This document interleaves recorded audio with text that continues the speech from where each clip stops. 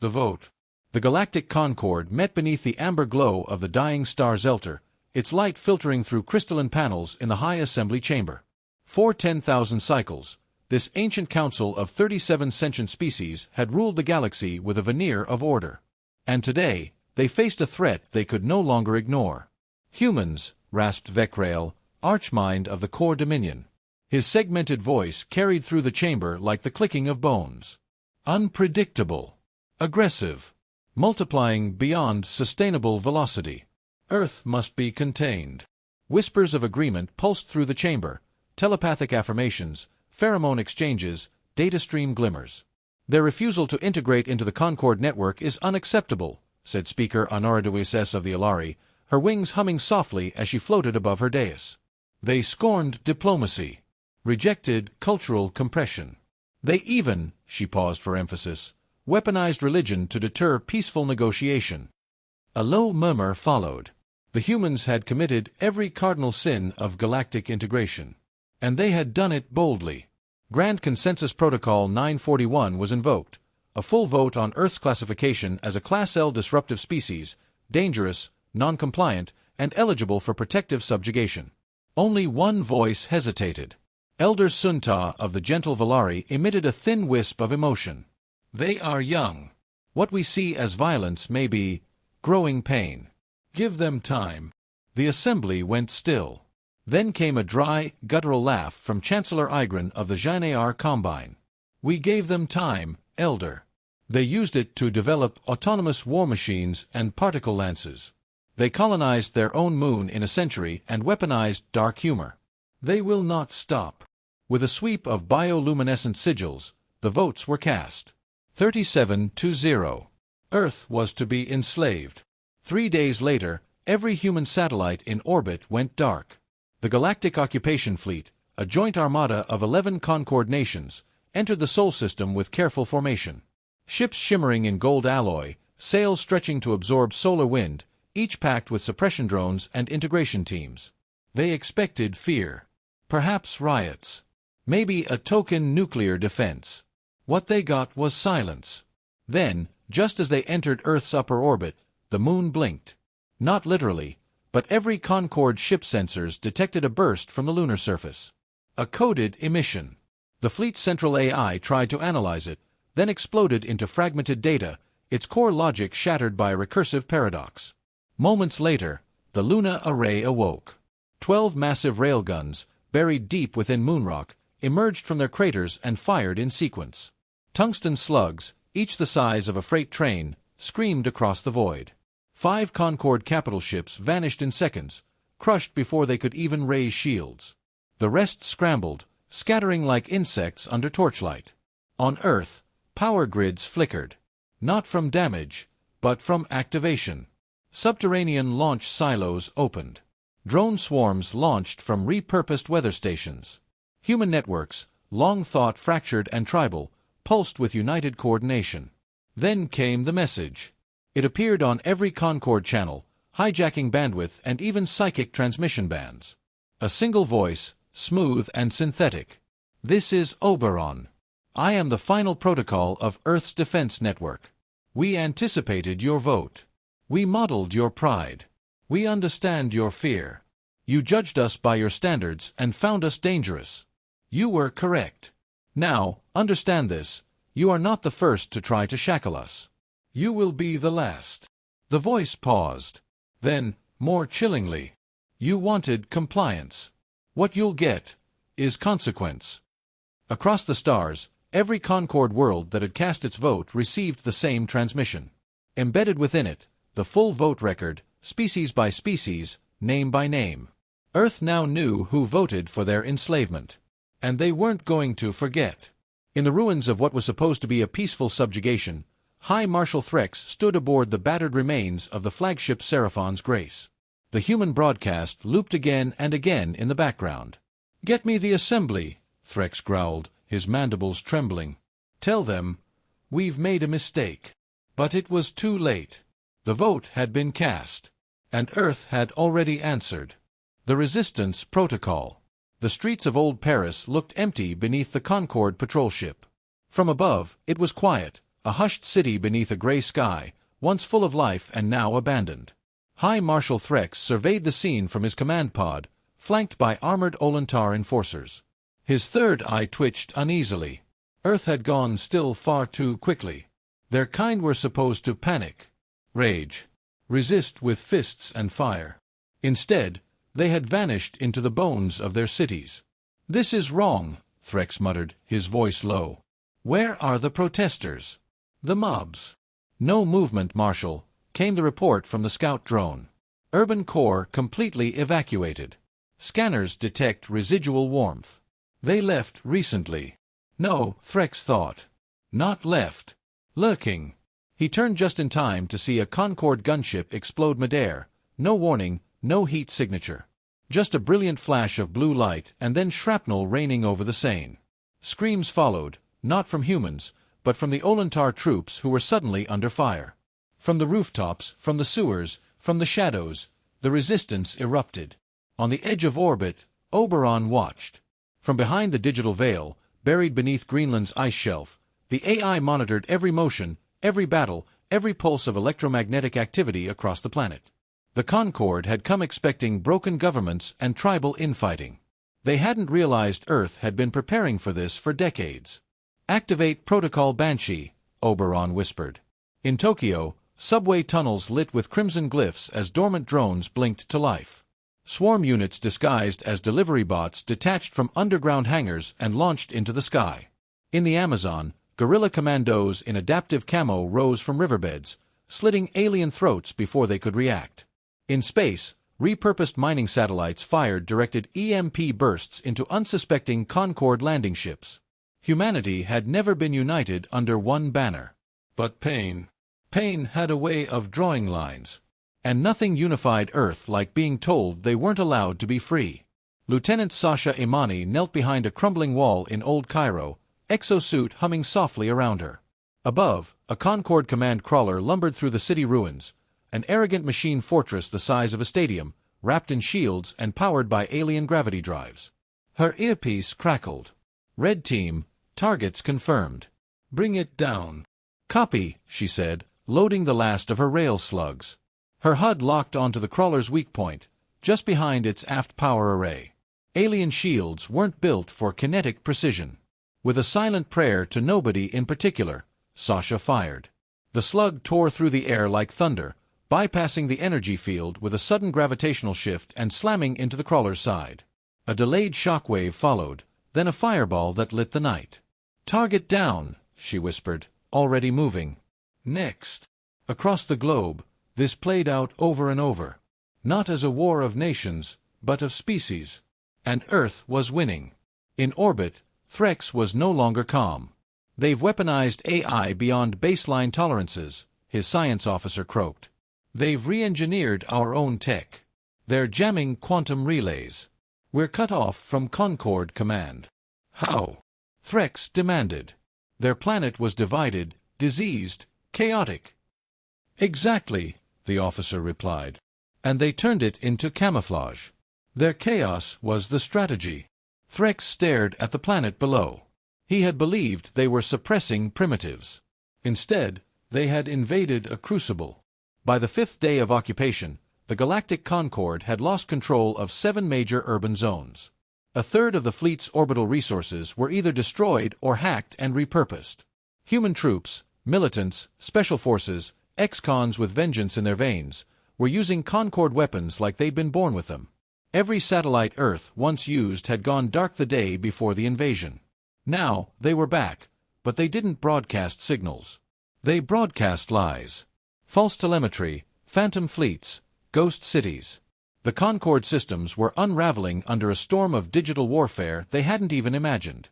And through it all, Oberon watched. "Let them come," he said quietly to no one. "Let them feel what they voted for." On day 7, the Concord attempted to retreat. Their ships tried to break orbit and return to high warps, but found themselves locked in gravitational tethers emanating from the Earth's magnetosphere. Human engineers had hijacked the Concord's own terraforming satellites and turned them into anchors. A final broadcast emerged from Oberon, transmitted in every known language. "You believed Earth would bow. You believed war would break us. But you never understood what it means to be human. We adapt. We endure. And when you push us too far, we evolve. By then, the Concord fleet was in full collapse.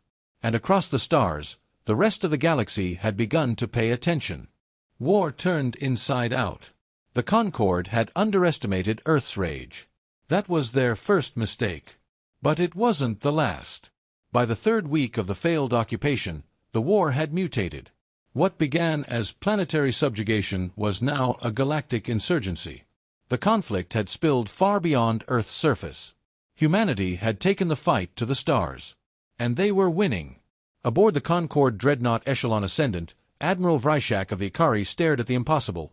A human warship, cobbled together from a stolen Concord destroyer and Earth-made hull plating, had just blinked out of sublight, breached the perimeter of the Concord fleet above Vieroton Prime, and destroyed their flagship using a graviton warhead laced with sentient code. The explosion didn't just obliterate the ship.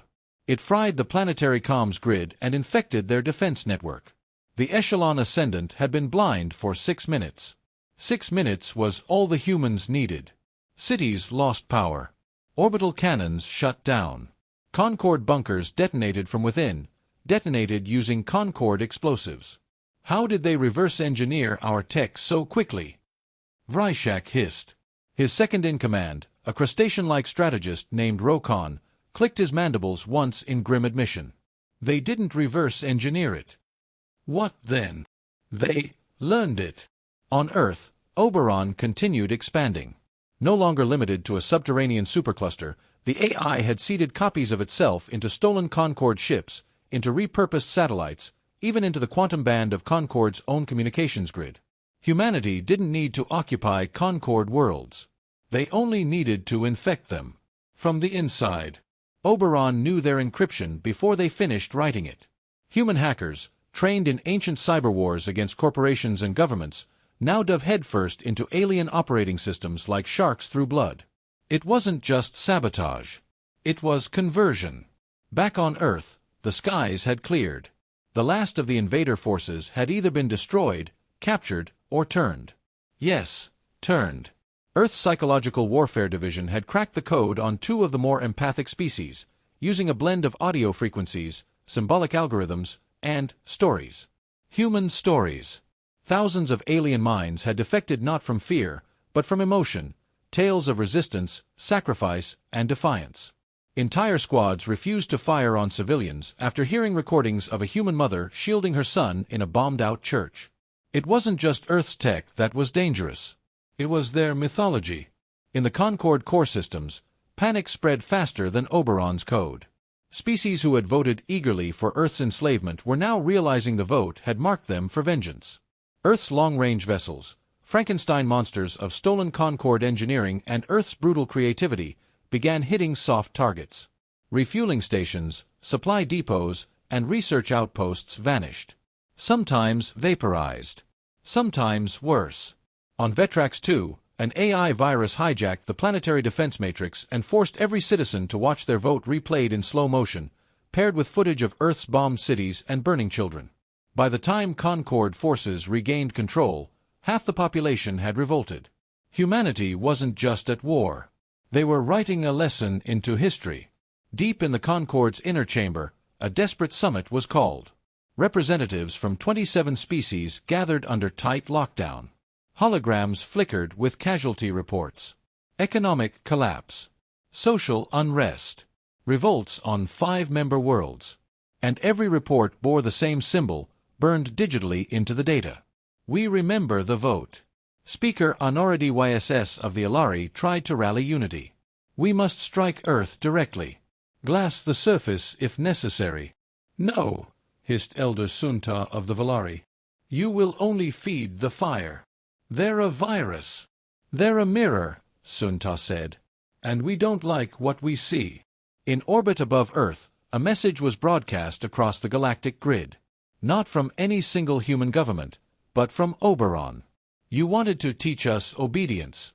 You wanted to show us our place in the stars. Now we teach you. Not just war. Memory. Every vote, every lie, every smug broadcast you sent has been archived. has been marked. We do not enslave. We do not erase. We make sure you will never, ever forget what you tried to do to us." The message ended. But the signal remained, a quiet hum, like a heartbeat, across every Concord world. Admiral Vryshak watched his own ship systems lock up as Oberon infected their NAV array. On his command panel, the words appeared in Terran Standard. "Mercy is not a right. It is a choice. You made yours. Now we make ours." And just like that, the Concord lost control of the war. Beg for mercy. The Galactic Concord was collapsing. Once a beacon of unity and control, its Grand Council chamber now echoed with static from shattered comms. The icons of once mighty fleets blinked off star charts one by one. Concord channels, once full of policy debates and economic projections, were now filled with terrified pleas. "This is Rewrote Mining Authority. Our orbital foundry has been overtaken. They didn't land. They just appeared. The humans aren't coming to negotiate. They're coming to remind us. We surrender. Please, someone, tell them we surrender." But Earth wasn't listening. Not anymore. In the shadows of the ruined Concord Assembly Station, a delegation formed. 22 species. Not warriors. Not strategists. Diplomats. Their ships limped through what was left of the inner systems under white flags and dead engines. It was not a convoy. It was a pilgrimage. They came to Earth not to offer peace, but to beg for it. The humans did not greet them in orbit. They were made to descend manually, stripped of AI, weapons, and dignity. A single landing pad awaited them near what was once Geneva, now rebuilt into a towering obsidian spire, part monument, part tribunal. The alien delegates stepped into silence. No banners. No speeches. Only a voice. "Welcome," said Oberon, its tone devoid of malice, but equally devoid of mercy. "You voted to enslave us. We recorded the moment. Would you like to see it?" Screens around the room lit up, showing archival footage of each delegate, or their predecessor, raising their sigil to condemn Earth. Some looked away. Others watched in horror. "Now," Oberon continued, "you come to us with folded hands. Why?" Speaker Honoridaus stepped forward, her wings dimmed with shame. "We misjudged your species. Your intentions. Your resilience. Your biology," added Vryshak grimly. "You weren't supposed to be able to resist. To adapt. Your species had no telepaths, no fusion colonies, no hive minds. You were fractured. You voted to break the spine of a species you never understood," Oberon replied. "You feared what you could not predict. So you tried to chain it." Elder Sunta of the Valari bowed low. "Then let us unmake that mistake. We offer reparations. Sanctuary. A permanent seat on the High Council, rebuilt under Earth's guidance." There was silence. Then came the answer. No. Earth did not want their council, or their seat, or their reparations. What they wanted was justice and memory. And so, they delivered both. Human ships, now hybrid constructs of alien alloy and Terran ingenuity, were deployed not to conquer, but to witness. Each world that had voted to enslave Earth received a human overseer, not a general, but a historian. Their job, to remind that world, every cycle, of the vote they cast. Across the galaxy, massive obelisks appeared overnight. Black stone. Quiet. Unassuming. But when touched, they played a single message. Earth remembers. Some Concord worlds tried to defy the terms. They were not destroyed. They were forgotten. Cut off from the grid. Locked out of trade.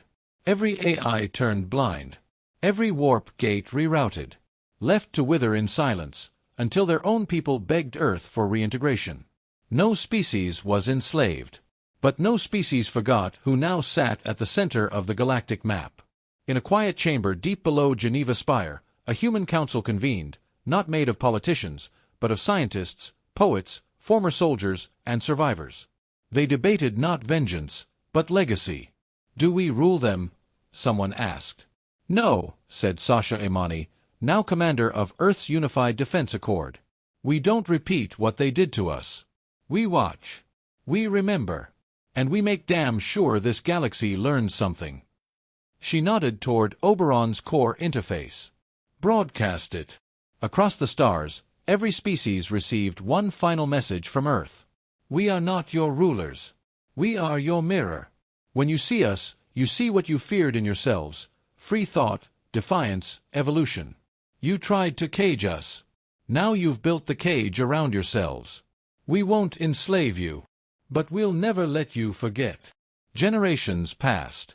The Concord was rebuilt, not as an empire, but as a memory. And on every world where the obelisk stood, children would ask their elders the same question: "Why did Earth build this?" And always, the answer would come in hushed voices: "Because we voted. And now we remember why we never should have."